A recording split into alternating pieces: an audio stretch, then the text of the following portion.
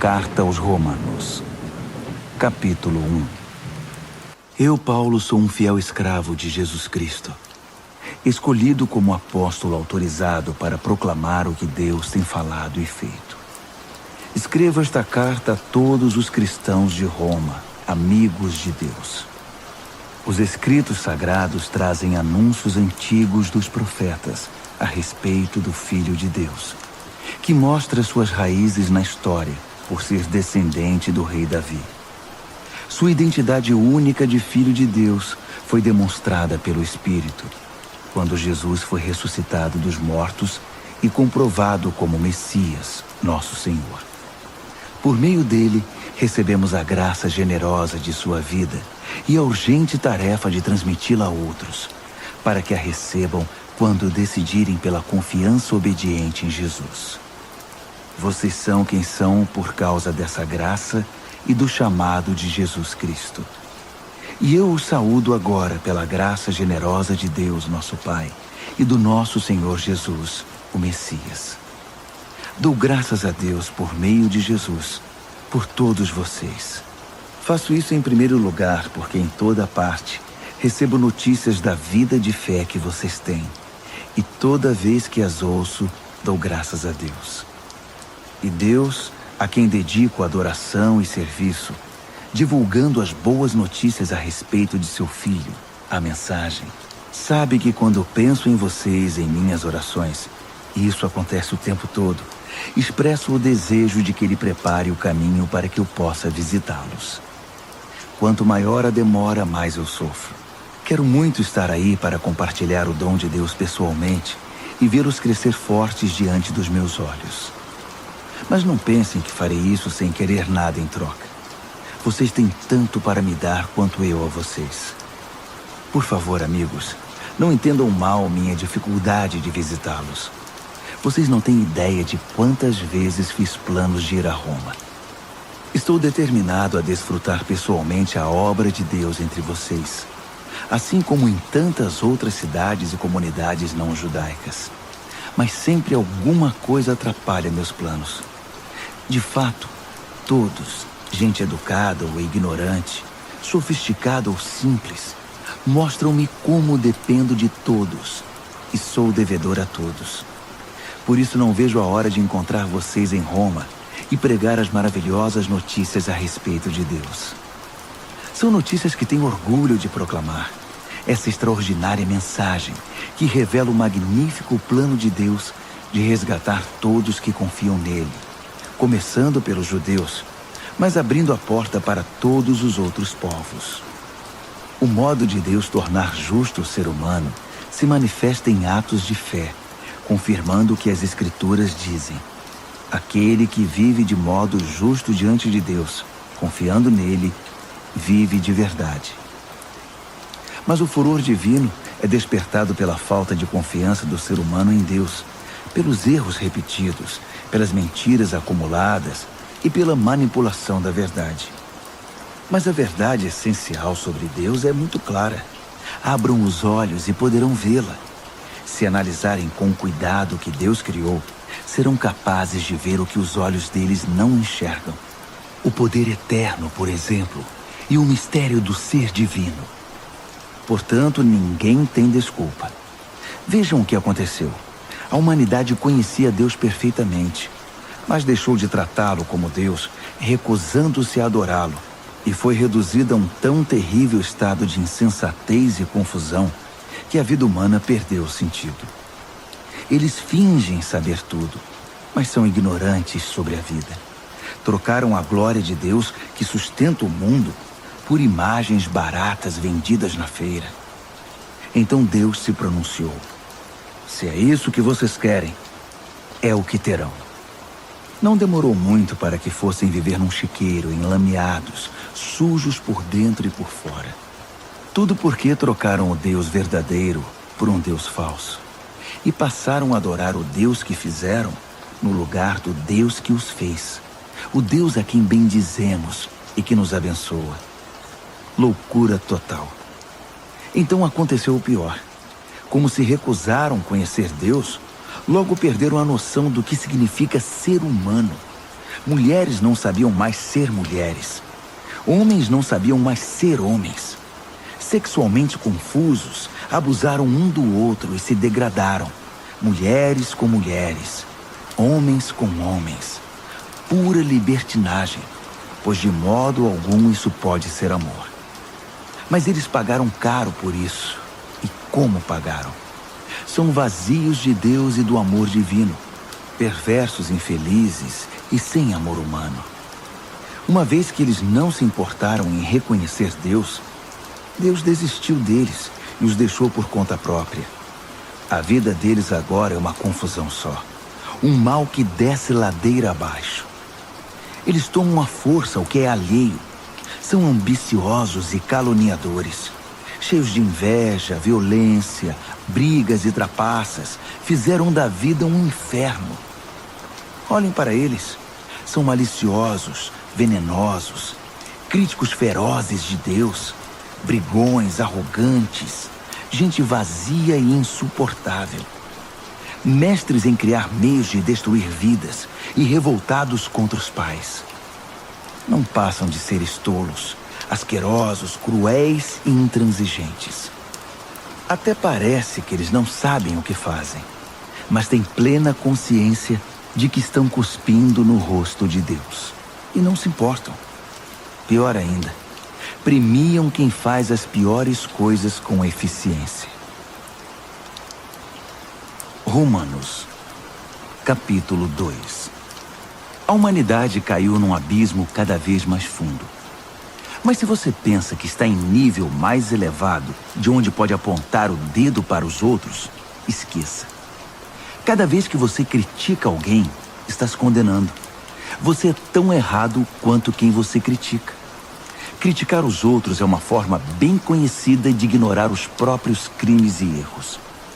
Mas Deus não é enganado tão facilmente. Ele vê através da cortina de fumaça e o responsabiliza pelo que você faz. Ou você acha que conseguiria distrair a atenção de Deus dos seus erros, apontando o dedo para os erros dos outros? Ou que por ser um Deus tão bondoso, ele o deixaria livre de obrigações? É melhor pensar direito desde o princípio. Deus é bom, mas não é bobo. Por sua bondade, ele nos toma pela mão e nos conduz a uma mudança radical de vida. Não há como escapar. Rejeitar Deus ou fugir dele é como jogar lenha na fogueira. Um dia o fogo intenso e alto, o julgamento justo e ardente de Deus, irá queimar tudo. Não se engane, porque no fim todos terão o que merecem. Vida de verdade para quem age do lado de Deus e fogo para quem insiste em viver como bem entende, pela lei do menor esforço. Se você age contra a sua natureza, irá se destruir. Não importa a sua origem, a sua criação ou a sua formação. Mas se você aceitar o jeito de Deus fazer as coisas, a recompensa será maravilhosa. Nesse caso, também não importa a origem ou a formação. Ser judeu não é garantia automática de aprovação. Deus não se orienta pelo que os outros dizem ou pelo que você pensa de você.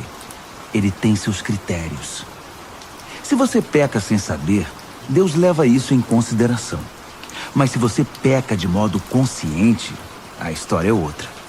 O mero ato de ouvir a lei de Deus é perda de tempo se você não faz o que ele manda. Praticar, não apenas ouvir, é que faz diferença para Deus. Se um pagão que desconhece a lei de Deus consegue segui-la mais ou menos por instinto, ele confirma a verdade dela pela obediência. Comprova assim que a lei de Deus não é um elemento estranho, imposto de fora para dentro, mas algo que faz parte da própria constituição humana. Existe algo no interior do ser humano que ecoa o sim e o não de Deus, o certo e o errado. A resposta deles ao sim e ao não de Deus será de conhecimento público no dia em que Deus tomar a decisão final a respeito de cada homem e mulher. A mensagem que proclamo por meio de Jesus Cristo leva em consideração todas essas diferenças. Se você foi educado como judeu, não pense que pode descansar em sua religião. orgulhoso de estar por dentro da revelação de Deus, de experimentar as melhores bênçãos de Deus, de estar atualizado com as doutrinas. Tenho um recado especial para você que está seguro disso, que conhece a palavra revelada de Deus e se sente em condições de levar a Deus outros que estão em labirintos escuros e emoções confusas. Você está guiando os outros, mas quem está guiando você? Falo sério. Enquanto você prega, não roube, você rouba? Afinal, quem iria suspeitar de você? A mesma coisa vale para o adultério e para a idolatria. Você consegue se safar de qualquer situação com discursos eloquentes sobre Deus e sua lei. As Escrituras dizem, é por causa de vocês, judeus, que os pagãos são hostis a Deus. O texto denuncia um problema antigo que não irá se resolver. A circuncisão, o ritual no corpo que marca você como judeu, só terá importância se sua vida estiver de acordo com a lei de Deus. Se não estiver, é pior que não ser circuncidado. O oposto também é verdadeiro. Quem não é circuncidado e vive nos caminhos de Deus é tão bom quanto o circuncidado, e até melhor.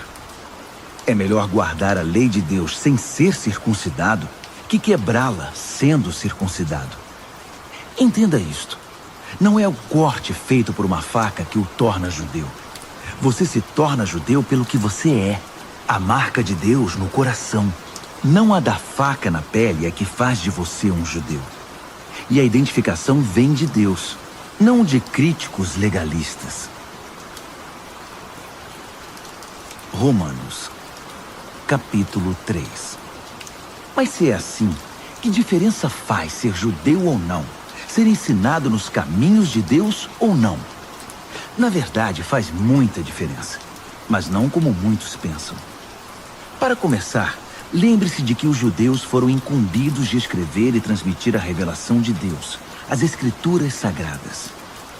E como fica a situação dos judeus que abandonaram sua posição? Deus não os abandonou. Você pensa que sua falta de fé cancela a fidelidade de Deus? De jeito nenhum. Contem com isto. Deus mantém sua palavra, ainda que o mundo inteiro minta descaradamente. As Escrituras dizem o mesmo. Suas palavras permanecem fiéis e verdadeiras. A rejeição não intimidará Deus. Mas se nossa maneira errada de agir apenas realça e confirma o caráter fiel de Deus, não deveríamos ser elogiados por isso? Se nossas palavras nem sequer deixam marca em suas boas palavras, Deus não cometeria um erro em nos pôr contra a parede e nos condenar pelo que dissemos? É uma pergunta natural, mas a resposta é não. Um não bem enfático. Como as coisas seriam corrigidas se Deus não agisse para corrigi-las? É maldade afirmar: se minhas mentiras servem para mostrar a verdade de Deus de maneira mais gloriosa, como posso ser condenado? Estou fazendo um favor para Deus.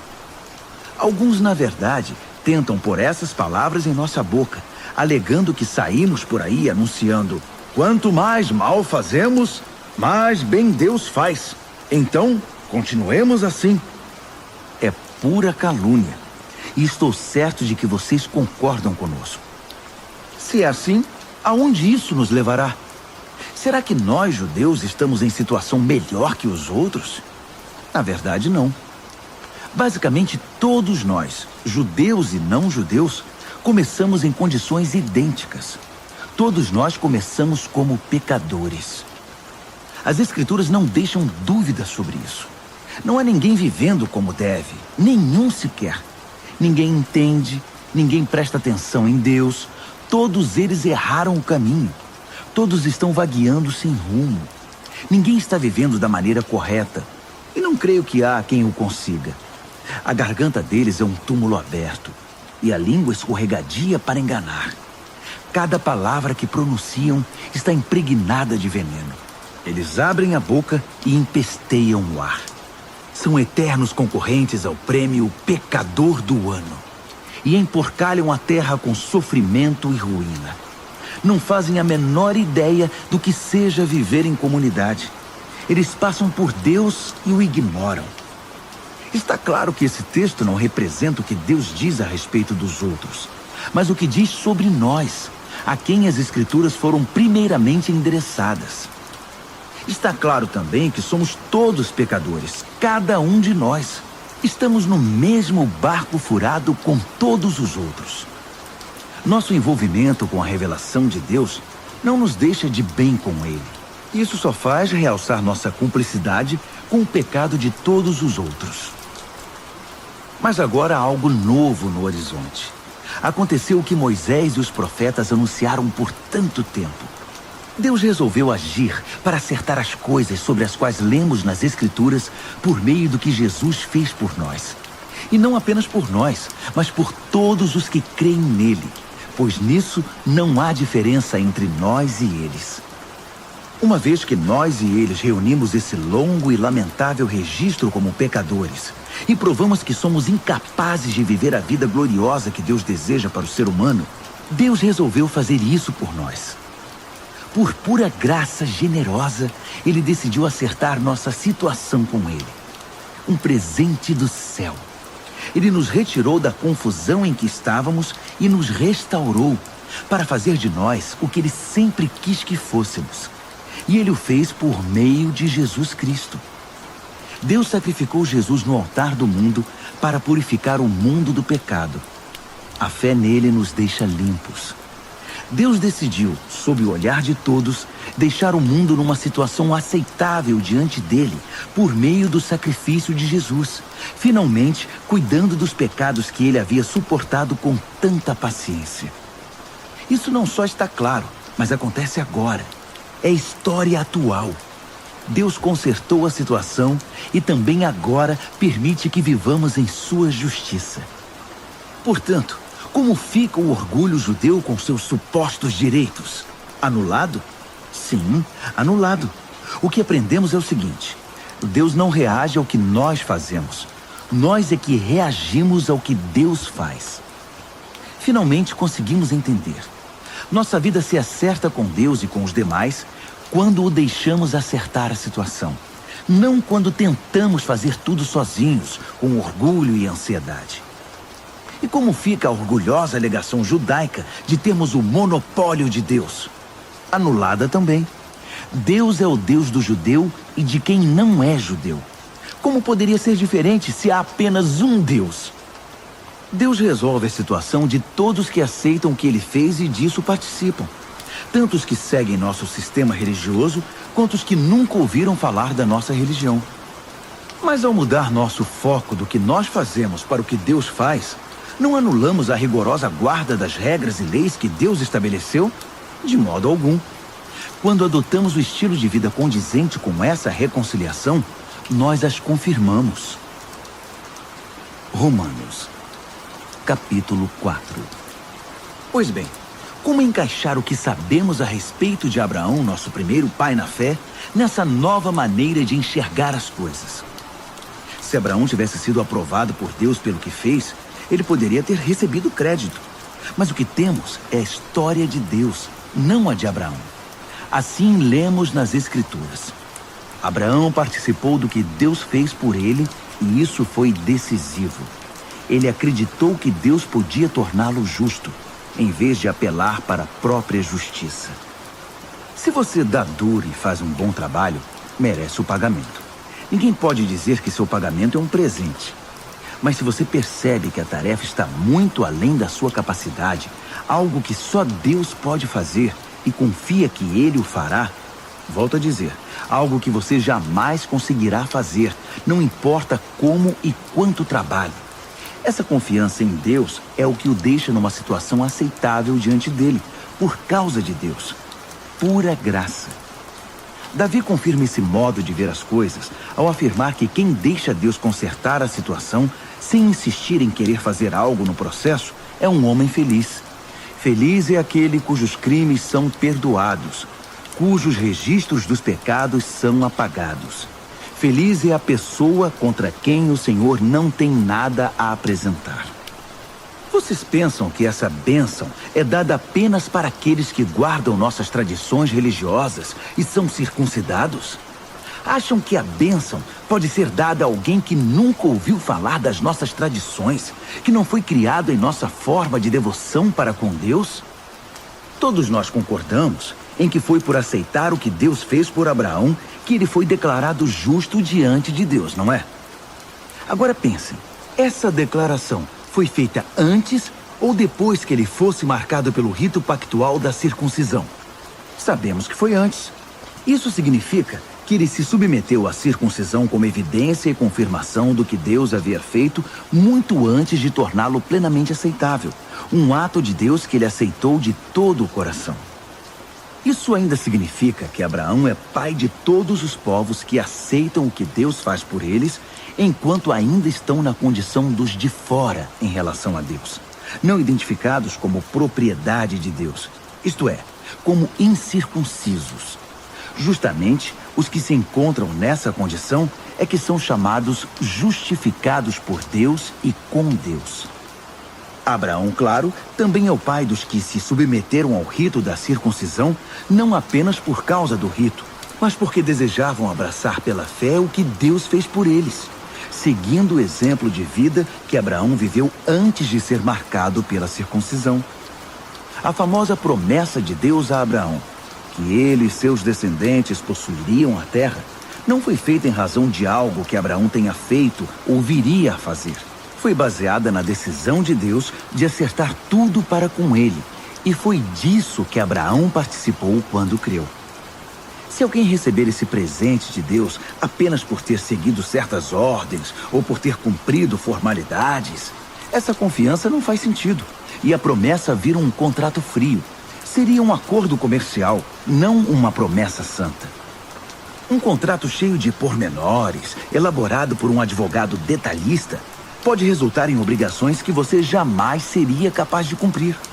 Mas se não há contrato, apenas uma promessa, e uma promessa de Deus, você não pode quebrá-la. É por isso que o cumprimento da promessa de Deus depende inteiramente da confiança que depositamos nele e em seus caminhos, e de que o aceitemos e a tudo que ele faz. A promessa de Deus chega como um presente. É o único modo de garantir a participação nela, tanto os que guardam as tradições religiosas, quanto os que nunca ouviram falar delas. Porque Abraão é o pai de todos nós. Ele não é o nosso pai racial. Isso seria ler a história de trás para frente. Ele é nosso pai na fé. Chamamos Abraão de pai, não porque Deus lhe tenha dado atenção por ter vivido como santo, mas porque Deus agiu em Abraão quando ele não era ninguém.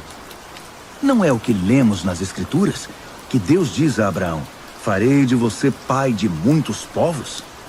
Abraão foi primeiro chamado de pai e depois se tornou pai, porque ousou acreditar que Deus faria o que somente Deus poderia fazer: levantar os mortos para a vida e com uma palavra trazer algo à existência a partir do nada.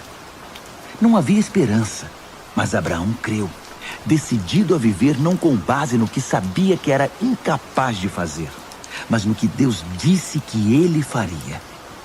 Assim, foi feito pai de uma multidão de povos. O próprio Deus declarou: você terá uma grande família, Abraão. Abraão não ficou pensando em sua incapacidade, dizendo: sem chance, este corpo de 100 anos nunca vai gerar um filho. Ignorou décadas de infertilidade de Sara e foi persistente. Não foi reticente sobre a promessa de Deus com questionamentos. Em vez disso, mergulhou na promessa e se fortaleceu. Ficou à disposição de Deus, certo de que ele cumpriria o que tinha dito. É por isso que se diz: Abraão foi declarado justo diante de Deus ao confiar que Deus o justificaria. Mas não é só Abraão. O mesmo acontece conosco. O mesmo é dito a respeito de nós, que aceitamos e cremos naquele que trouxe Jesus à vida, quando de igual modo não havia mais esperança. O Jesus que foi sacrificado fez-nos aceitáveis diante de Deus. Tornou-nos justos perante Deus. Romanos, capítulo 5. Ao aceitar pela fé o que Deus sempre desejou para nós, consertar nossa situação com Ele, tornar-nos prontos para Ele, alcançamos tudo isso com Deus por causa do nosso Senhor Jesus. Mais ainda, abrimos-nos para Deus e descobrimos ao mesmo tempo que Ele já se abriu para nós e nos achamos no lugar que Ele queria que estivéssemos perante a graça e a glória de Deus na presença dEle, expressando o nosso louvor. Mas ainda há muito mais.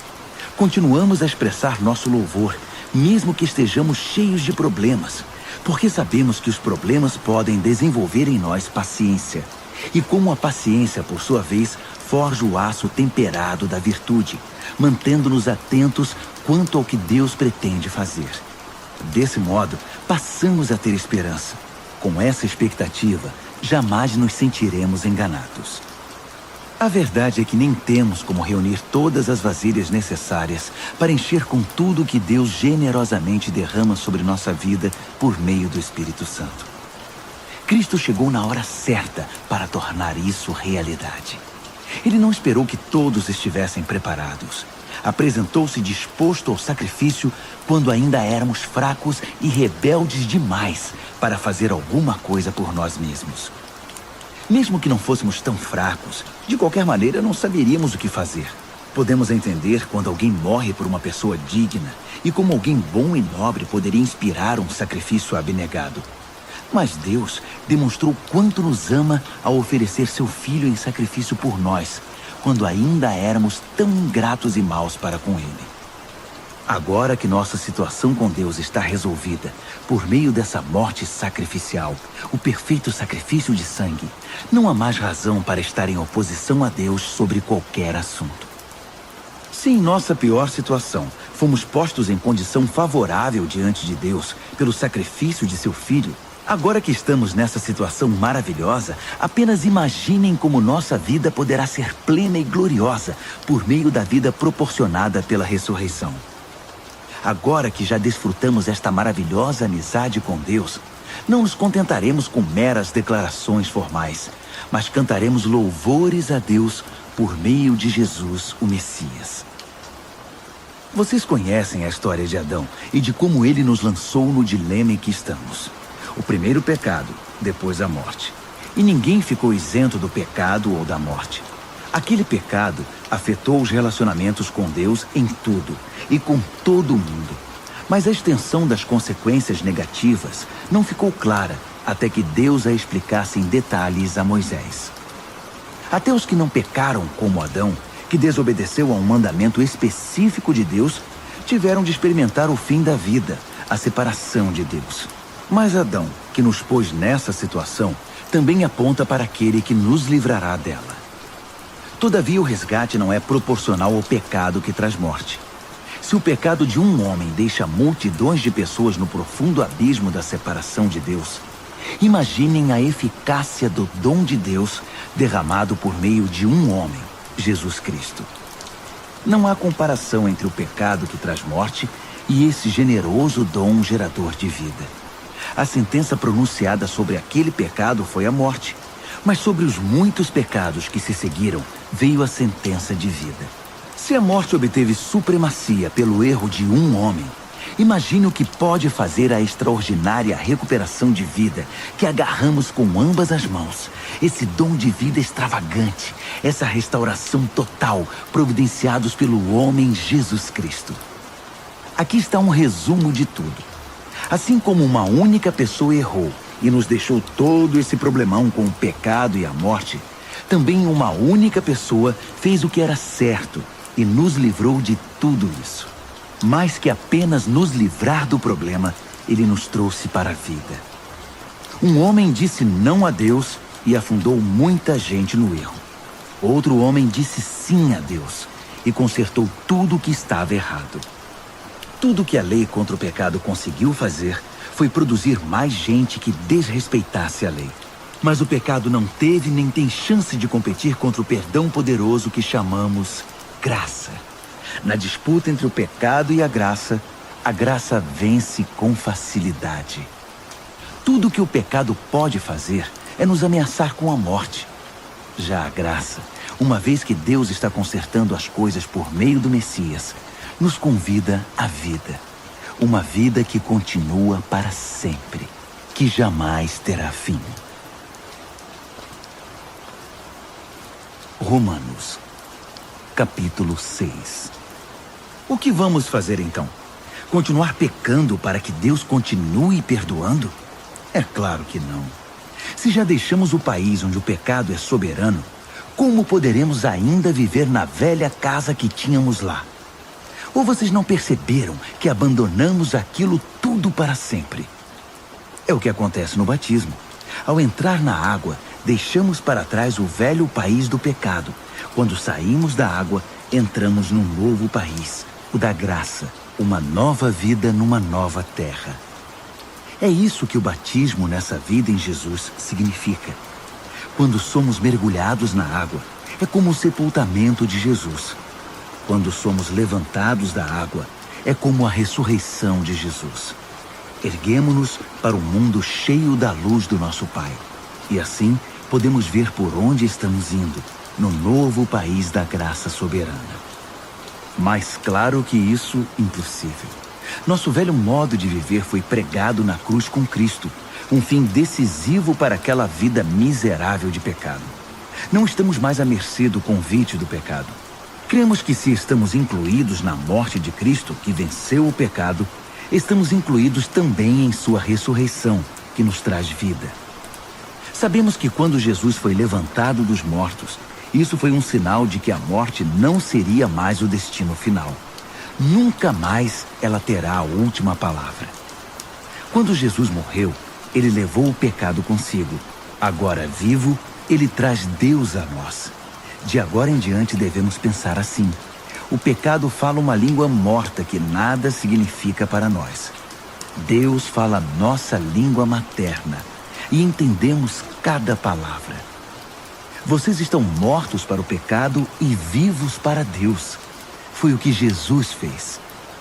Isso significa que vocês devem conduzir a vida de um modo que não deem oportunidade ao pecado. Não deem a ele nenhuma chance. Evitem até as mínimas coisas que estejam ligadas com o antigo modo de viver. Abracem de todo o coração e em tempo integral o modo de Deus agir. Lembrem-se de que vocês foram ressuscitados. O pecado não pode mais ditar as regras da vida de vocês. Afinal, vocês não estão mais vivendo sob a velha tirania. Estão vivendo na liberdade de Deus. Agora, se estamos livres da velha tirania, podemos viver como quisermos? Uma vez que estamos livres na liberdade de Deus, podemos fazer o que nos vier à cabeça? De jeito nenhum. Vocês sabem por experiência própria que certos atos baseados numa suposta liberdade acabam destruindo a liberdade. Ofereçam-se ao pecado, por exemplo, e será o último ato livre de vocês. Mas ofereçam-se aos caminhos de Deus e jamais perderão a verdadeira liberdade.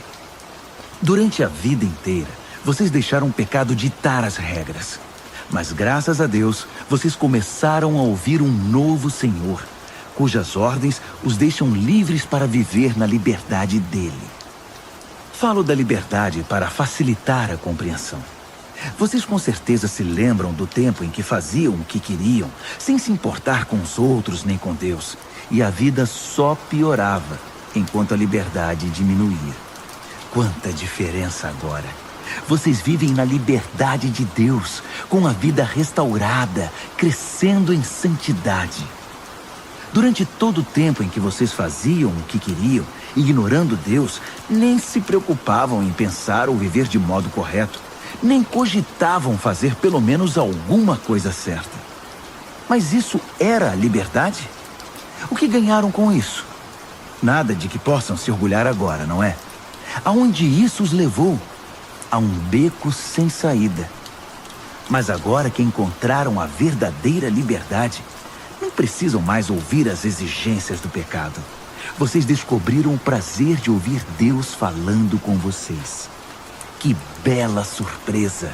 Uma vida plena, restaurada, integrada no presente, com muito mais vida a caminho.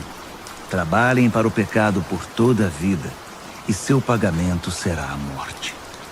Mas o dom de Deus é vida real, eterna, proporcionada por Jesus nosso Senhor.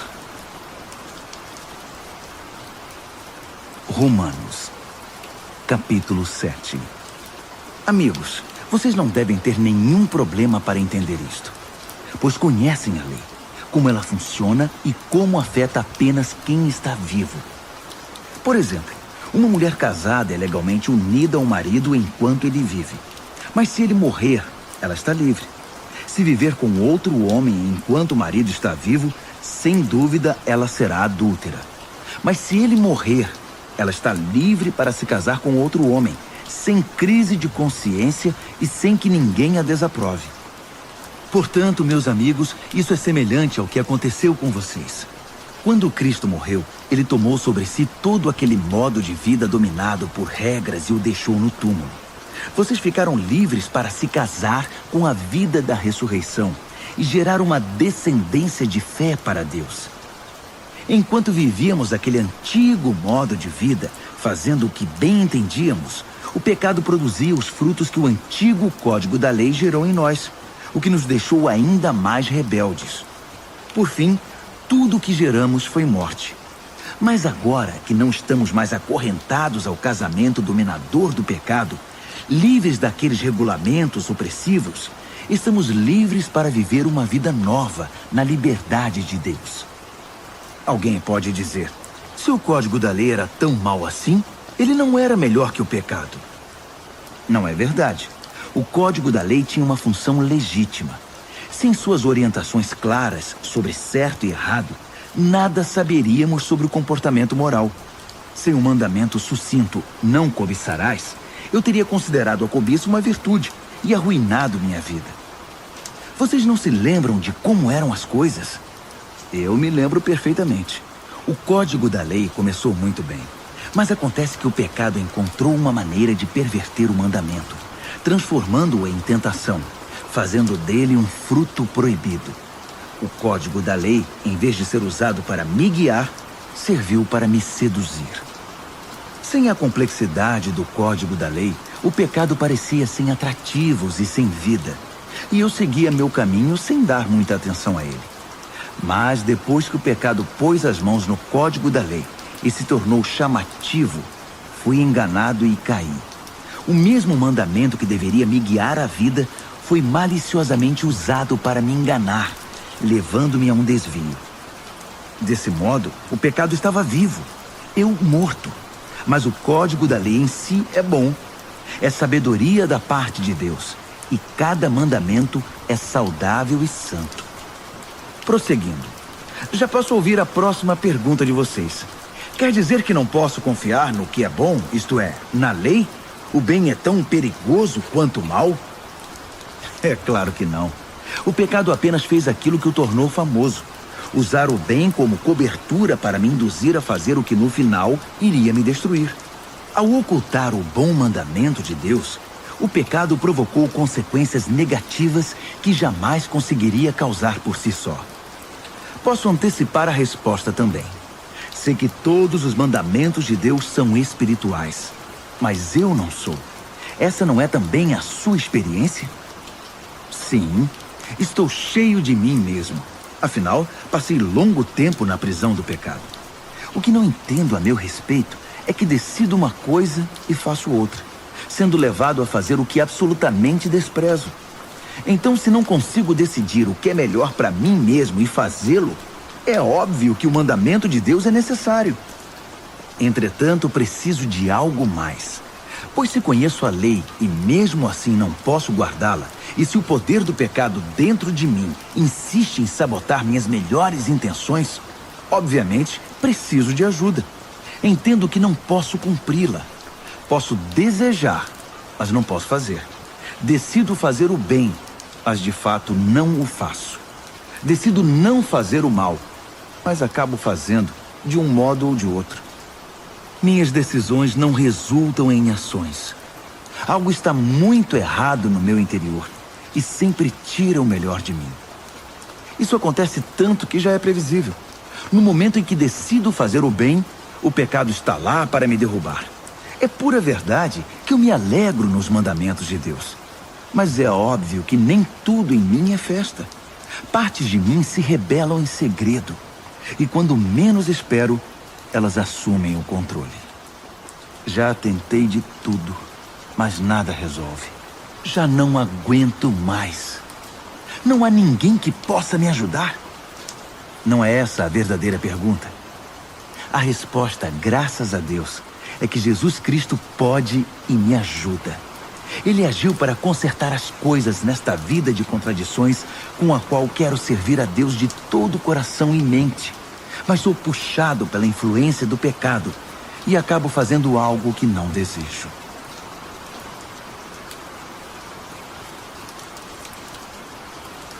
Romanos, capítulo 8. Com a chegada de Jesus, o Messias, o dilema fatal foi resolvido. Os que estão em Cristo não precisam mais viver numa nuvem escura e depressiva. Um novo poder está atuando. O Espírito da vida em Cristo, como um vento forte, limpou totalmente o ar, libertando vocês de uma tirania brutal nas mãos do pecado e da morte. Deus acertou em cheio quando enviou seu Filho. Não tratou do problema como algo distante e sem importância. Em seu Filho, Jesus assumiu pessoalmente a condição humana. Entrou na confusão da humanidade que vive em conflito para consertar as coisas de uma vez por todas. O código da lei, enfraquecido pela natureza humana fragmentada, jamais poderia ter feito isso. A lei acabou usada como paliativo para o pecado, nunca para a cura completa. E agora o que o código da lei pede, mas que não conseguiríamos cumprir por nós mesmos, é que em vez de redobrar nossos esforços, simplesmente aceitemos o que o Espírito está fazendo em nós. Os que pensam que podem fazê-lo por si mesmos terminam obcecados por medir sua força moral, mas sem resultados na vida real. Os que confiam na ação de Deus descobrem que o Espírito de Deus está neles, vivendo e respirando Deus. Ficar obcecado consigo mesmo nessa questão é entrar num beco sem saída. Quem olha para Deus é levado para um campo aberto, a uma vida livre, espaçosa. Direcionar o foco para si mesmo é o oposto de se concentrar em Deus. Qualquer pessoa absorvida em si mesma passa a ignorar Deus e acaba pensando mais nela que em Deus. Ignora quem Deus é e o que Ele está fazendo. E Deus não gosta de ser ignorado. Mas se o próprio Deus está em vocês, dificilmente irão pensar mais em vocês mesmos que nele. Quem não recebeu esse Deus invisível, mas plenamente presente, o Espírito de Cristo, não saberá do que estamos falando. Mas vocês que o receberam e o têm habitando em vocês, mesmo que ainda experimentem as limitações do pecado, experimentam a vida de acordo com Deus. Não há dúvida de que se o Deus vivo e presente, que ressuscitou Jesus dentre os mortos, atua na vida de vocês, Ele fará em vocês o mesmo que fez em Jesus. Ele os trará vivos para si. Quando Deus vive e respira em vocês, e Ele o faz, como fez em Jesus, vocês são libertos daquela vida morta. Com seu Espírito vivendo em vocês, o corpo de vocês será tão cheio de vida quanto de Cristo. Vocês não percebem que não devemos um centavo à velha vida, na qual a pessoa tem de fazer tudo por si. Não há nada nessa vida para nós, nada mesmo. O melhor a fazer é dar a ela um enterro definitivo e se engajar na nova vida. O Espírito de Deus nos chama. Há muito o que fazer e lugares para conhecer. A vida da ressurreição que vocês receberam de Deus não é vazia. Nela há uma constante expectativa de aventura que sempre pergunta para Deus: e agora, Pai, o que vamos fazer? Como as crianças fazem. O Espírito de Deus entra em contato com o nosso espírito e confirma a nossa identidade. Sabemos quem Ele é e sabemos quem somos, Pai e filhos. Sabemos também que vamos receber o que está por vir, uma herança inacreditável. Iremos passar pelo que Cristo passou. Se enfrentamos momentos difíceis com Ele, então é certo que com Ele passaremos momentos inesquecíveis. Não penso que seja possível fazer uma só comparação entre os tempos difíceis de hoje e os bons tempos que virão. O mundo criado quase não se contém esperando pelo que vem a seguir. Tudo na criação sofre restrições. Deus a controla até que todas as criaturas estejam prontas e possam ser libertadas para os tempos gloriosos que virão. Enquanto isso, a alegria aumenta com a expectativa. Tudo ao nosso redor observa uma criação grávida. Os tempos difíceis de dor neste mundo são apenas dores de parto. Mas isso não é apenas ao nosso redor. É também dentro de nós. O Espírito de Deus está nos impulsionando por dentro. Nós também sentimos as dores de parto. Nosso corpo estéril e sem vida deseja a libertação plena. É por isso que esperar não nos diminui, assim como a espera não diminui a gestante. Na verdade, é uma espera que nos faz sentir grandiosos. Naturalmente não vemos o que nos causa isso. Mas quanto mais esperamos, mais nos sentimos assim. E mais alegre se torna a nossa expectativa. Se em algum momento nos cansamos de esperar, o Espírito de Deus está ao nosso lado, nos dando aquela força. Se não sabemos como orar, não importa. Ele ora em nós e por nós, utilizando nossos suspiros sem palavras, nossos gemidos de dor. Ele nos conhece melhor que nós mesmos. Conhece nossa condição de gravidez e nos mantém na presença de Deus. Assim, podemos ter certeza de que cada detalhe em nossa vida de amor a Deus é transformado em algo muito bom. Deus sempre soube o que estava fazendo. Ele decidiu desde o princípio moldar a vida daqueles que o amam pelos mesmos padrões da vida do Filho. Pois o Filho é o primeiro da fila, na humanidade que ele restaurou. Nele, vemos a vida humana em sua forma original.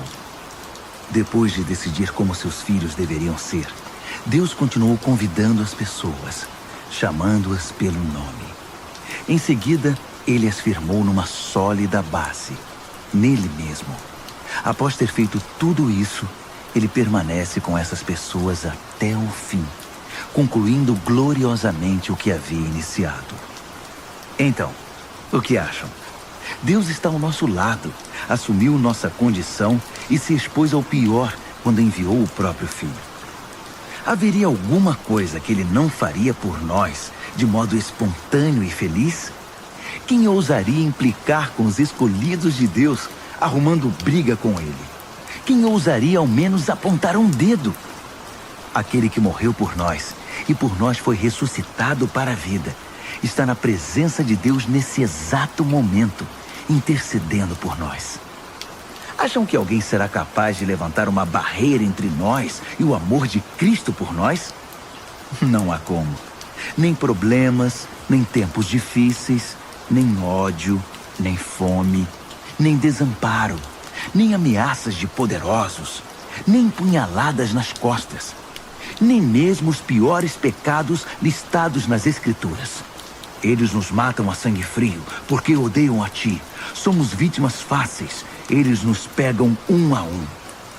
Nada disso nos intimida, porque Jesus nos ama. Estou convencido de que nada, vivo ou morto, angelical ou demoníaco, atual ou futuro, alto ou baixo, pensável ou impensável, absolutamente nada pode se intrometer entre nós e o amor de Deus, quando vemos o modo com que Jesus, nosso Senhor, nos acolheu. Romanos, capítulo 9. Ao mesmo tempo, vocês precisam saber que todo o tempo carrego comigo uma imensa tristeza, uma dor profunda dentro de mim, e nunca me livro dela. Não estou exagerando. Cristo e o Espírito Santo são minhas testemunhas. São os israelitas. Se houvesse um jeito de eu ser amaldiçoado pelo Messias para que eles fossem abençoados por ele, eu o faria sem hesitar. Eles são minha família. Cresci com eles. Eles tinham tudo. Família, glória, reuniões, revelações, adoração, promessas. Sem falar que são o povo de onde veio o Messias, o Cristo, que é Deus sobre tudo, sempre. Amém. Mas não pensem que a palavra de Deus tenha falhado em algum ponto. O problema é antigo. Para começar, nem todos os israelitas fisicamente são israelitas espiritualmente. Não foi a linhagem de Abraão que trouxe essa identidade, e sim a promessa de Deus. Lembram-se do que foi dito: sua família será considerada por Isaac?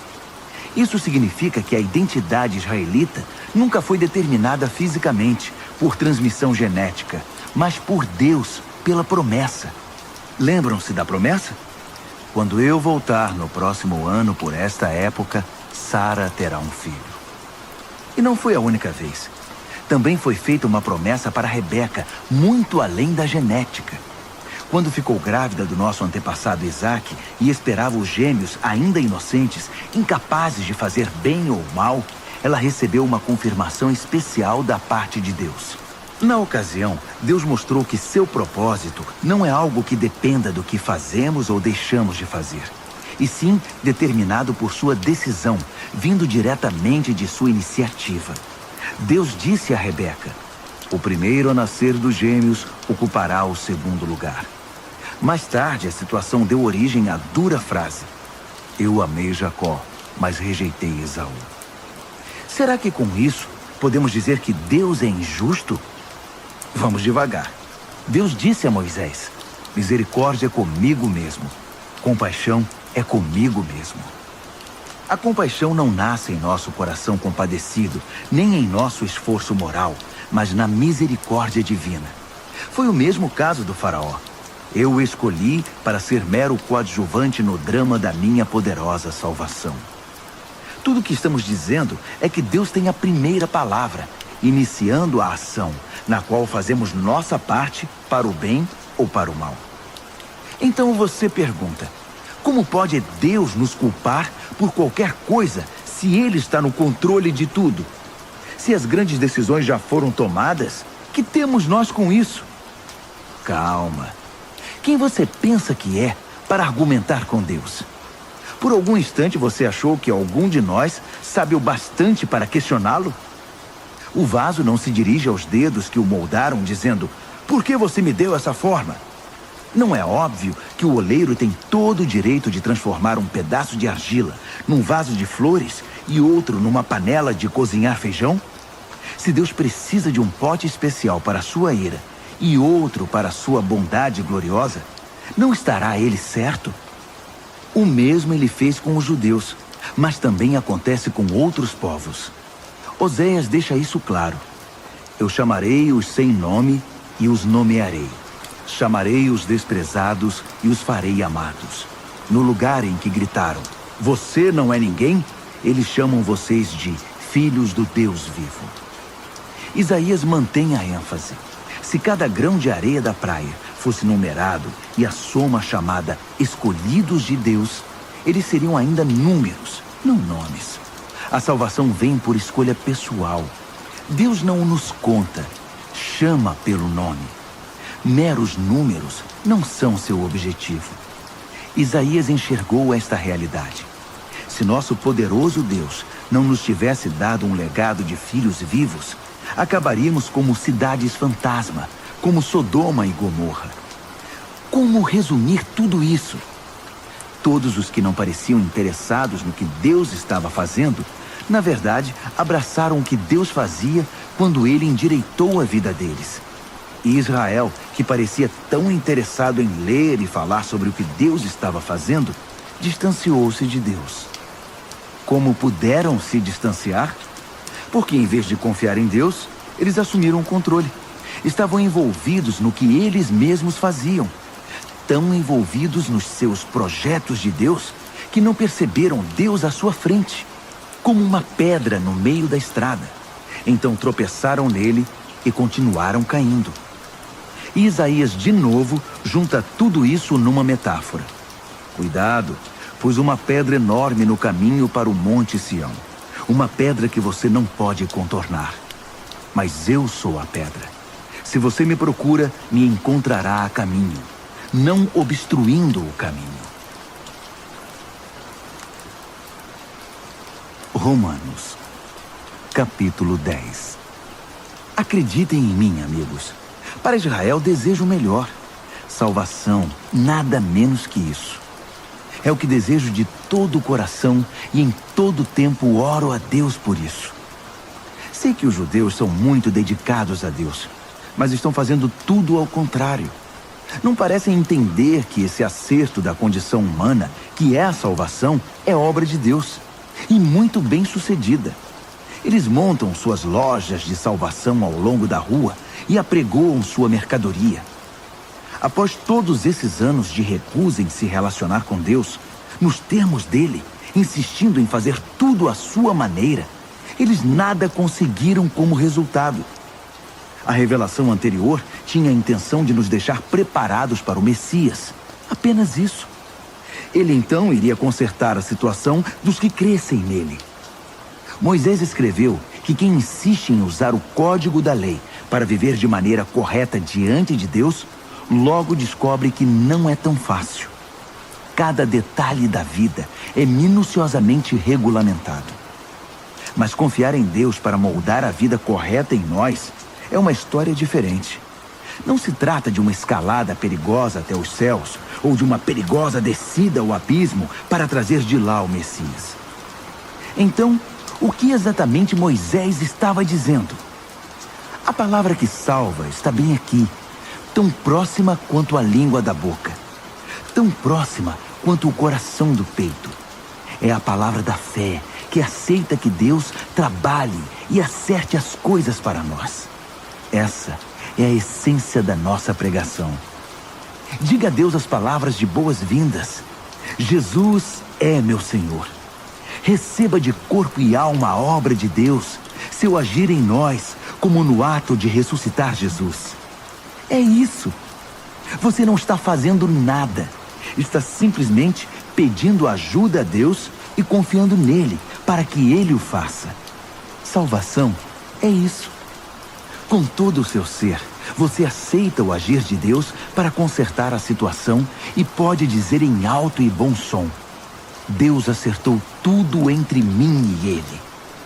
As Escrituras garantem: ninguém que confie em Deus de todo o coração irá se arrepender disso. Isso não mudou. Não importa qual seja o antecedente religioso de alguém. O mesmo Deus é por todos nós, agindo do mesmo modo, com incrível generosidade para com todos os que buscam sua ajuda. Todo aquele que clamar, socorro Deus, alcançará ajuda. Mas como o povo pedirá ajuda se não sabe em quem confiar? E como saberão em quem confiar se nunca ouviram falar do único que é digno de confiança? E como poderão ouvir se ninguém contar a vocês? E como alguém contará a vocês, a não ser que alguém o envie? É por isso que as Escrituras exclamam: uma visão de tirar o fôlego, uma imensa multidão anunciando a todos as coisas maravilhosas de Deus. Mas nem todos estão preparados para ver, ouvir e agir. Isaías perguntou o que todos nós em algum momento perguntamos: Deus, será que alguém se importa? Será que alguém está ouvindo ou acreditando numa única palavra de tudo isso? A questão é a seguinte: antes de crer, você tem de ouvir. E a não ser que a palavra de Cristo seja pregada, não há nada para ouvir. Mas não são inúmeras as oportunidades que Israel tem de ouvir e entender o que está acontecendo? Inúmeras, eu disse. As vozes dos pregadores se foram pelo mundo, sua mensagem pelos 7 mares da terra. Então, a grande pergunta é: por que Israel não entendeu que não tinha espaço nessa mensagem? Moisés acertou quando predisse: quando vir Deus alcançar todos aqueles a quem você considera inferiores, estranhos, você irá morrer de inveja. Quando vir Deus alcançar os povos que você considera ignorantes espirituais, você vai ficar furioso. Isaías ousa pronunciar as seguintes palavras de Deus: povos me encontraram e me receberam, povos que nunca haviam me procurado. E eu encontrei e recebi povos que nunca antes haviam perguntado a meu respeito. Então ele conclui com uma acusação. Dia após dia, chamei Israel de braços abertos. E para minha tristeza, não vi resposta a não ser puro desdém. Romanos, capítulo 11. Será que isso significa que Deus está tão farto de Israel que não quer mais nada com eles? É claro que não. Lembrem-se de que quem escreve estas coisas é um israelita, um descendente de Abraão, da tribo de Benjamim. Mais judeu, impossível.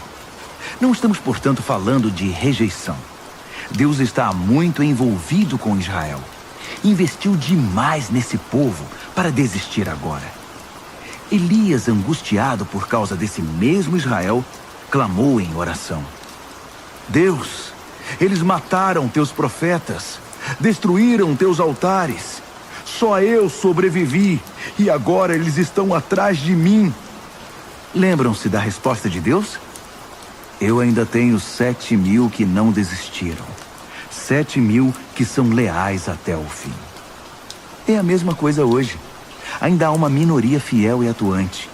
Talvez não muitos. Provavelmente mais do que vocês pensam. Eles estão firmes, não por causa do que pensam que ganharão com isso, mas porque estão convencidos da graça e do propósito de Deus em chamá-los. Se estivessem pensando apenas nos próprios interesses, já teriam largado tudo há muito tempo. O que aconteceu então? Bem, quando Israel tentou se acertar com Deus por esforço próprio, perseguindo os próprios interesses, não obteve sucesso. Os escolhidos de Deus foram os que deixaram Deus buscá-los pelo interesse que tem por eles. Como resultado, receberam o selo de aprovação. O Israel interesseiro tornou-se insensível a Deus. Moisés e Isaías comentaram a respeito. Farto de suas reclamações e do seu egoísmo, Deus obscureceu sua visão e entorpeceu seus ouvidos. Trancou-os numa sala de espelhos, e eles estão lá até hoje. Davi estava preocupado com a mesma coisa. Tomara que adoeçam ao comer a comida preparada por eles mesmos. Que quebrem a perna andando em seus caminhos egoístas. Tomara que fiquem cegos ao contemplar seus espelhos. Que tenham úlceras ao brincar de Deus. A próxima questão é: os judeus foram derrotados? Excluídos para sempre? A resposta é um enfático não. Ironicamente, eles deixaram a porta aberta quando saíram, e os de fora entraram. O resto, vocês sabem. Os judeus começaram a pensar que talvez tivessem perdido uma coisa boa. Mas se a saída deles impulsionou essa migração mundial de não-judeus para o reino de Deus, imaginem o efeito da volta deles. Que lindo retorno será. Mas não quero continuar falando deles. São vocês, os de fora, que me preocupam. Minha tarefa pessoal se concentra nos chamados de fora. Por isso me esforço ao máximo quando estou entre meus parentes israelitas, os chamados de casa, esperando que eles percebam o que estão perdendo e queiram se envolver com o que Deus está fazendo. Se a queda deles iniciou essa migração em escala mundial, sua recuperação produzirá algo ainda maior. Uma volta em massa para casa. Se a primeira coisa que os judeus fizeram, ainda que prejudicial para eles, resultou no bem de vocês, pensem no que acontecerá quando eles acertarem o passo. Tudo isso provém de uma raiz santa, plantada e cuidada por Deus. Se a raiz principal da árvore é santa, há espaço para frutos santos. Alguns ramos foram podados, e vocês, ramos de oliveira selvagem, foram enxertados. Mas o fato de vocês serem alimentados pela raiz santa e rica em nutrientes não os autoriza a tripudiar sobre os ramos podados. Lembrem-se de que vocês não estão alimentando a raiz. Ela é que está alimentando vocês. Assim é possível dizer: outros ramos foram podados para que eu pudesse ser enxertado. Muito bem, mas eles foram podados porque eram dispensáveis, não mais ligados pela fé e pelo compromisso com a raiz. A única razão pela qual vocês estão na árvore é porque o enxerto de vocês pegou quando creram e porque vocês estão ligados à raiz que nutre a fé. Por isso, não fiquem vaidosos. Sejam humildes e prontos em relação à raiz que os mantém verdes e vivos. Agora, se Deus não pensou 2 vezes para podar os ramos naturais, por que hesitaria em cortar vocês? Ele o faria sem vacilar. Fiquem atentos ao amor bondoso e à terrível severidade que coexistem em Deus. Misericórdia 0 para os ramos mortos. Bondade total para os enxertados. Mas não considerem só a bondade. No momento em que virar ramo morto, vocês serão cortados. E não se sintam superiores aos ramos podados que caíram ao chão. Se eles saírem do estado de morte, poderão muito bem ser enxertados outra vez. Deus pode fazer isso. Ele é capaz de enxertos milagrosos. Porque se ele pôde enxertar vocês, ramos cortados de uma árvore qualquer, numa das árvores do pomar, ele não terá dificuldade de enxertar de volta na árvore de origem ramos que cresceram nela. Alegrem-se por estar na árvore e esperem o melhor para os outros. Quero ser o mais claro possível, amigos. O assunto é complicado. É fácil interpretar errado o que está acontecendo e, com arrogância, presumir que vocês são a realeza e eles apenas o povão excluído. Mas não é assim. Essa dureza da parte de Israel em relação a Deus é temporária e tem o efeito de permitir o acesso de todos os que estão de fora, de modo que, por fim, a casa se encha. Antes do fim de tudo, haverá um Israel aperfeiçoado. Está escrito: um campeão virá das montanhas de Sião. Ele purificará a casa de Jacó. E esse é meu compromisso com o meu povo: a remoção dos seus pecados. Enquanto vocês ouvem e abraçam as boas notícias da mensagem, fica parecendo que os judeus são inimigos de Deus. Mas visto da perspectiva de longo alcance do propósito abrangente de Deus, eles continuam sendo os mais antigos amigos de Deus.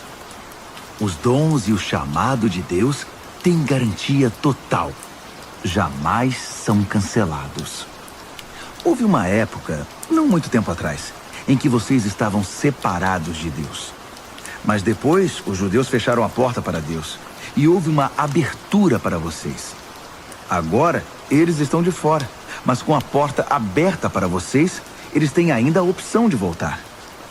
De algum modo, Deus permite que todos nós conheçamos o que é estar de fora, para que Ele, pessoalmente, possa abrir a porta e nos receber de volta.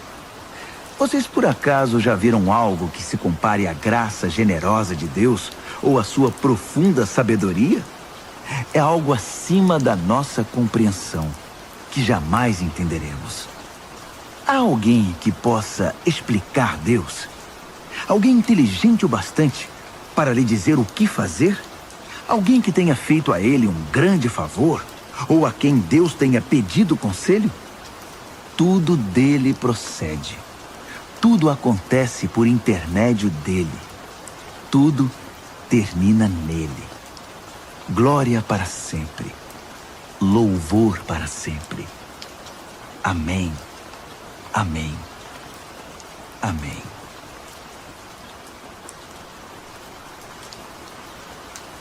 Romanos, capítulo 12. Portanto, com a ajuda de Deus, quero que vocês façam o seguinte: entreguem a vida cotidiana, dormir, comer, trabalhar, passear, a Deus, como se fosse uma oferta. Receber o que Deus fez por vocês é o melhor que podem fazer por Ele. Não se ajustem demais à sua cultura, a ponto de não poderem pensar mais. Em vez disso, concentrem a atenção em Deus. Vocês serão mudados de dentro para fora. Descubram o que Ele quer de vocês e tratem de atendê-lo. Diferentemente da cultura dominante, que sempre os arrasta para baixo ao nível da imaturidade, Deus extrai o melhor de vocês e desenvolve em vocês uma verdadeira maturidade. Ao escrever para vocês, sinto profunda gratidão por tudo que Deus me deu.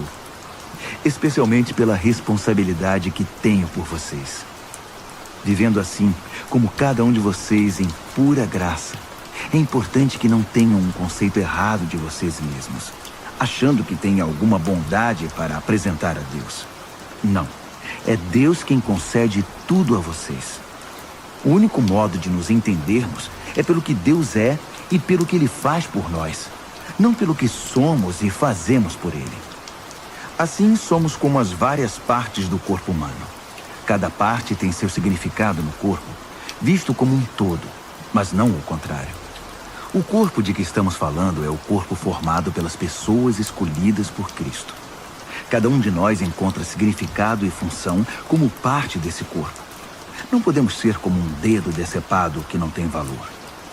Então, desde que estejamos ligados às outras partes constituídas de maneira genial e funcionando maravilhosamente no corpo de Cristo, sejamos o que fomos feitos para ser, sem inveja ou sentimento de superioridade sobre os outros, sem tentar ser algo que não somos.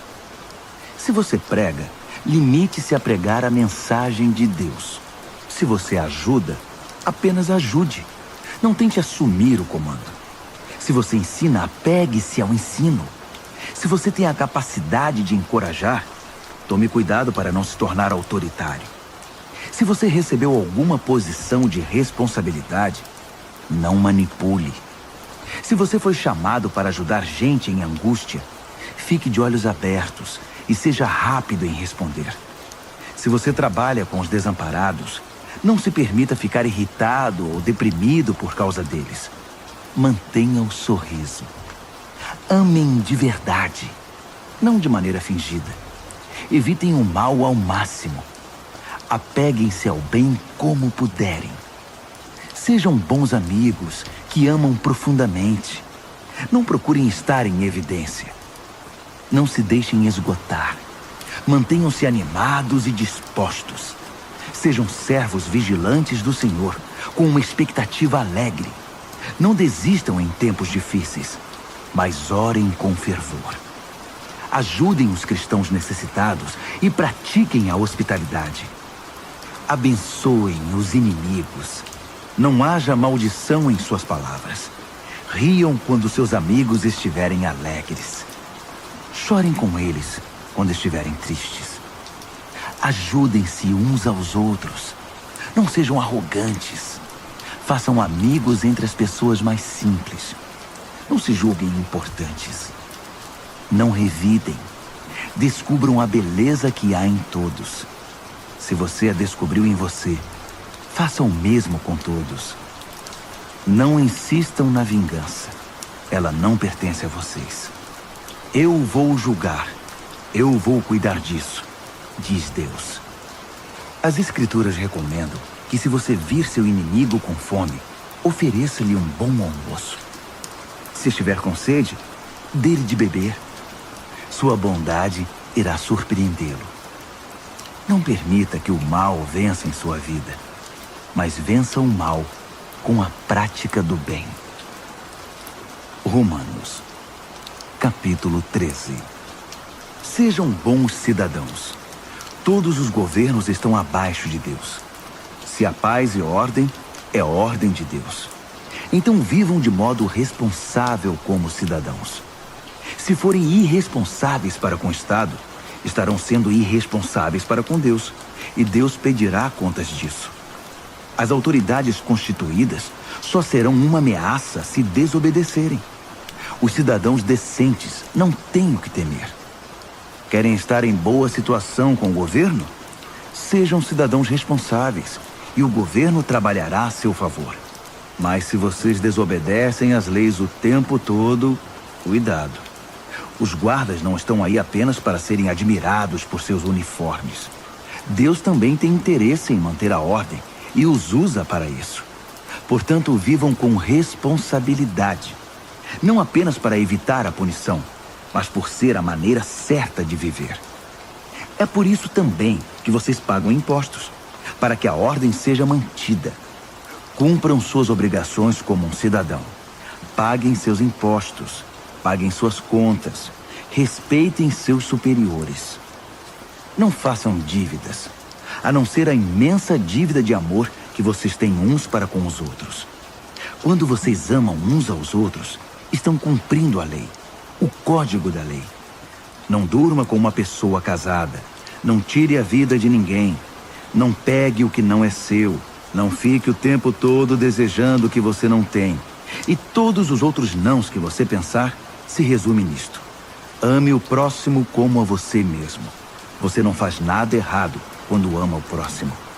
Adicione tudo ao código da lei e a soma total sempre dará amor.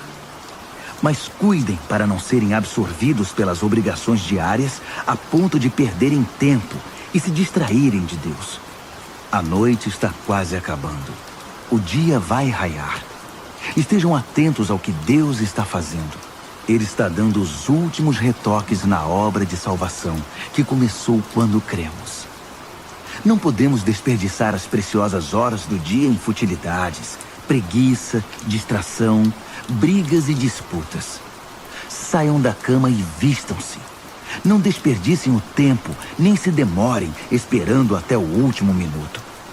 Revistam-se de Cristo e estejam preparados. Romanos, capítulo 14. Recebam de braços abertos os irmãos que não veem as coisas como vocês. Não os atropelem toda vez que eles fizerem ou falarem algo com o qual vocês não concordam. Mesmo quando parecer que eles são fortes nas opiniões, mas fracos na fé. Tratem-nos com gentileza. Por exemplo, uma pessoa viajada pode muito bem estar convencida de que pode comer de tudo que há na mesa, enquanto o outro, com uma formação diferente, pode pensar que o certo é ser vegetariano. Mas como ambos são convidados à mesa de Cristo, não seria desagradável se um começasse a criticar o que o outro comeu ou deixou de comer? Afinal, Deus convidou ambos para a sua mesa. O que você vai fazer? Cortá-los da lista de convidados? Ou interferir nesse amor de Deus que a todos recebe? Se há correções a serem feitas ou lições a serem aprendidas, Deus pode lidar com elas sem sua ajuda. Digamos que alguém pense que determinados dias devem ser considerados sagrados, enquanto o outro pensa que todos os dias são iguais. Há boas razões para cada opinião. A verdade é que cada um é livre para seguir as convicções da consciência. O que importa em tudo isso é que se você guarda um dia sagrado, guarde-o por causa de Deus. Se você come carne, coma-a para a glória de Deus e agradeça a Ele pela picanha. Se você é vegetariano, coma vegetais para a glória de Deus e agradeça-lhe pelos brócolis. Nenhum de nós tem permissão para legislar nesses assuntos. É a Deus que vamos prestar contas, de tudo e em tudo, na vida e na morte, a ninguém mais. Foi por isto que Jesus viveu e morreu e depois viveu outra vez, para se tornar nosso Senhor sobre tudo, da vida à morte, e nos libertar das pequenas tiranias de cada um. Além do mais, o que você vai ganhar ao criticar um irmão? E quando você é tolerante com uma irmã? Preciso dizer que isso faz você parecer um tolo ou algo pior. Afinal, um dia todos nós iremos nos ajoelhar para sermos julgados na presença de Deus. Sua crítica ou sua tolerância não vão melhorar sua situação nem um pouco. Leiam vocês mesmos o que as Escrituras dizem. Tão certo como eu vivo e respiro, Deus diz, todo joelho se dobrará na minha presença. Toda língua dirá a pura verdade, que eu, e somente eu, sou Deus. Portanto, parem de se preocuparem indevidamente com os outros. Você já tem bastante com que se preocupar, cuidando da própria vida diante de Deus. Deixem de lado a atitude de querer decidir o que é certo para o outro. Preocupem-se em não se intrometer na vida dos outros, tornando a vida mais difícil do que já é. Estou convencido, Jesus me convenceu, de que tudo é santo em si mesmo. Nós, pelas nossas atitudes ou palavras, é que podemos contaminar as coisas. Se vocês confundem os outros, fazendo do que as pessoas comem um campo de batalha, já perderam aquela amizade, aquele amor. Lembrem-se de que foi por essas pessoas que Cristo morreu. Vocês vão arriscar mandá-las para o inferno por causa de uma dieta? Não ousem fazer que a comida abençoada por Deus se torne um meio de envenenar a alma. O reino de Deus não tem a ver com o que vai para o estômago. Entendam isso.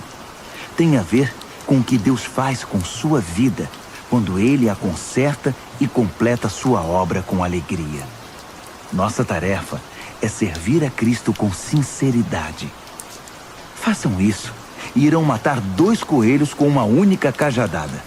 Agradar a Deus mais que a vocês e mostrar seu valor para todo mundo.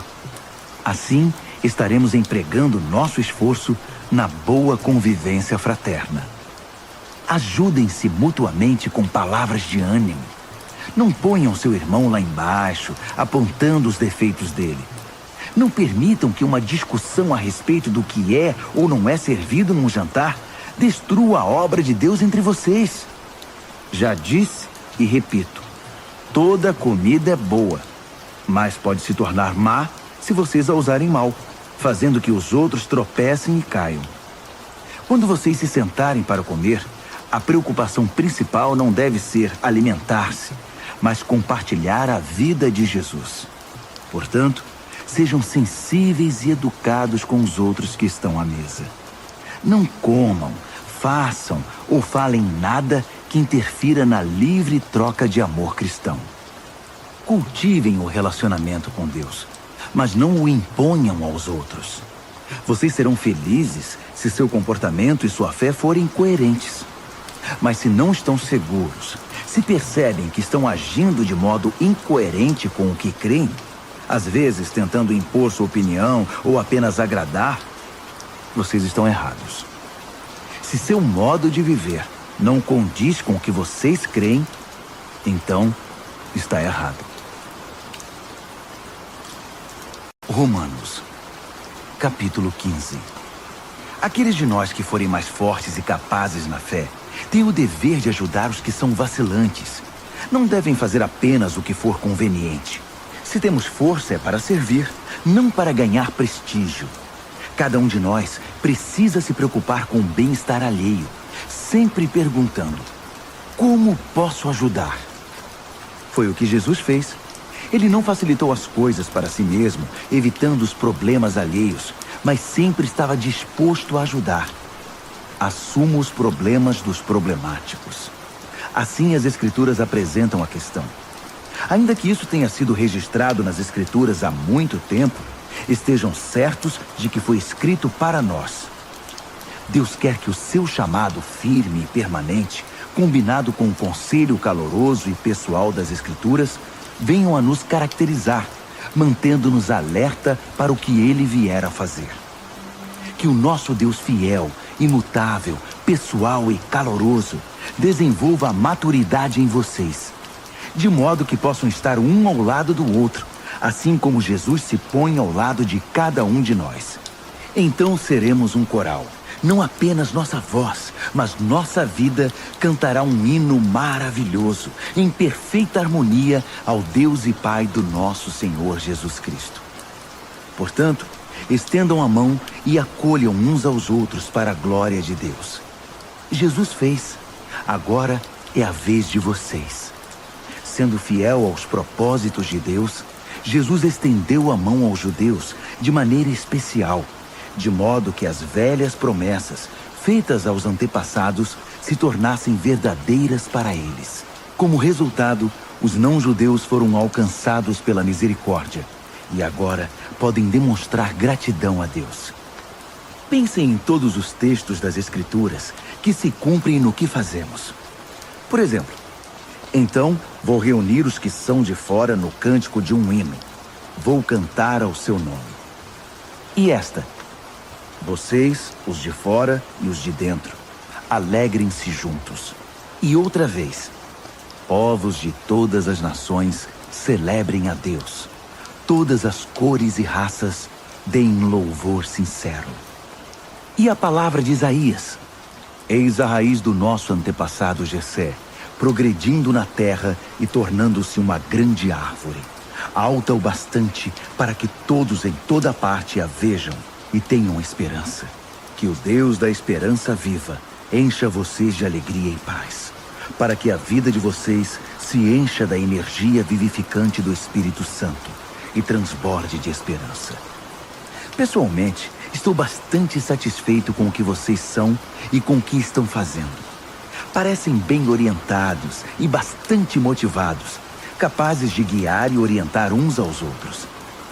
Então, queridos amigos, não tomem minha linguagem ousada e dura como crítica. Não estou criticando, apenas destacando quanto preciso da ajuda de vocês para levar adiante esta tarefa específica que Deus me deu.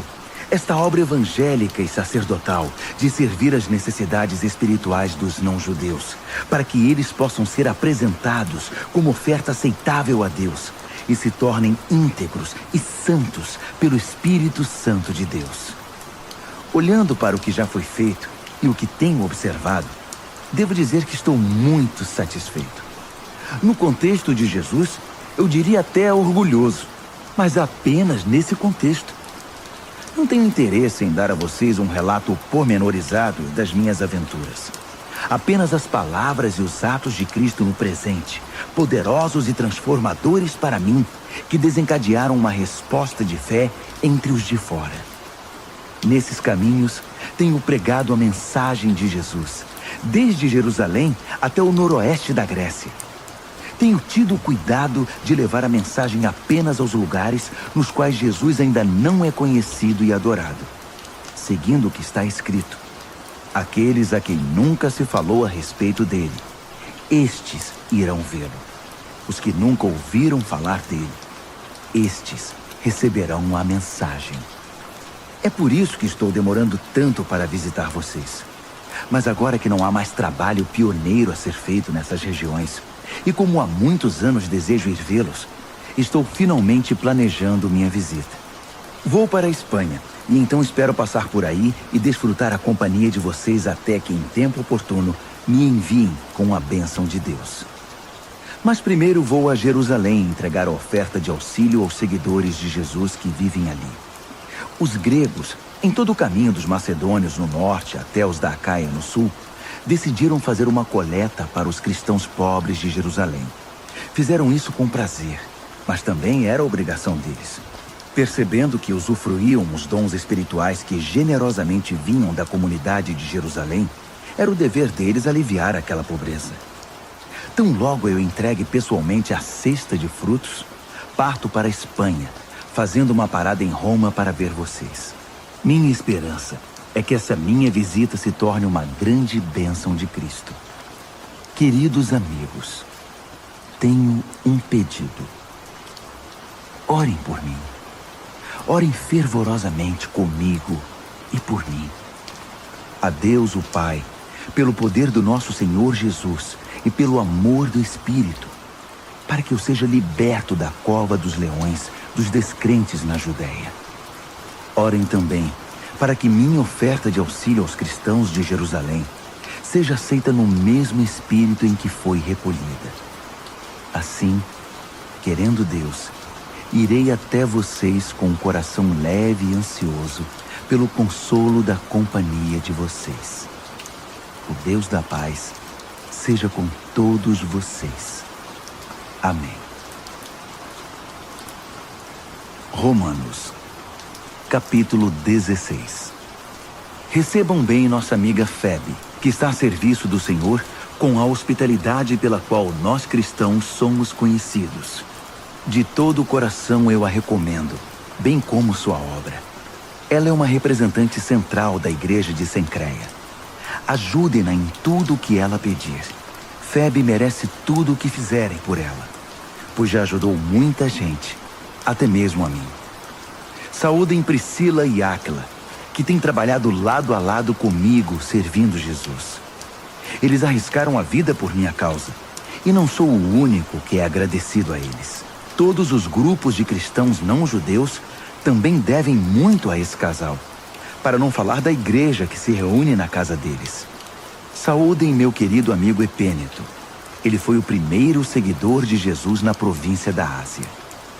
Saudações a Maria, Como ela tem trabalhado por vocês.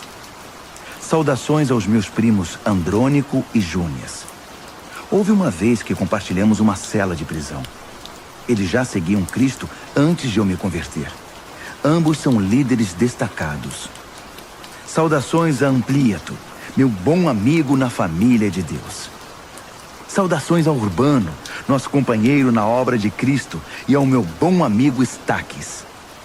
Saudações a Apeles, um verdadeiro e aprovado veterano no caminho de Cristo. Saudações à família de Aristóbulo. Saudações ao meu primo Herodião. Saudações a Trifena e Trifosa, mulheres prontas em servir o Senhor. Saudações a Pérside, amiga querida que tanto tem trabalhado em Cristo. Saudações a Rufo, um escolhido do Senhor, e a sua mãe. Ela tem sido também uma querida mãe para mim. Saudações a Asíncreto, Flegonte, Hermes, Pátrobas, Hermas e também às famílias deles.